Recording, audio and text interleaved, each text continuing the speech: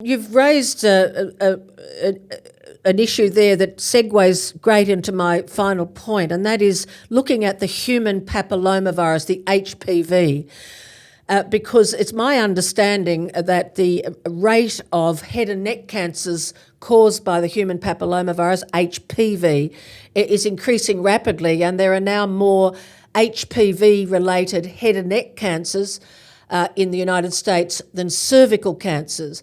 And it's predominantly because of oral sex.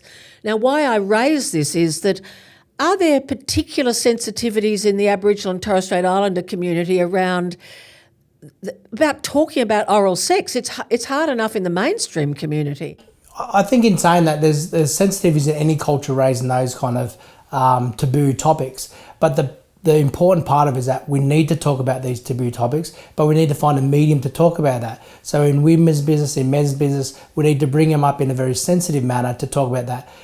There's been some wonderful work in the Central Australia around STDs with some of our amazing Aboriginal researchers, and to get big randomised control studies looking at that was incredible. And that journey in getting that research was a really powerful journey, and I think I reflect on some of those kind of conversations because that must have been so hard to get that data, that we need to replicate that and bring it in the community, and actually benefits all of us in understanding this process.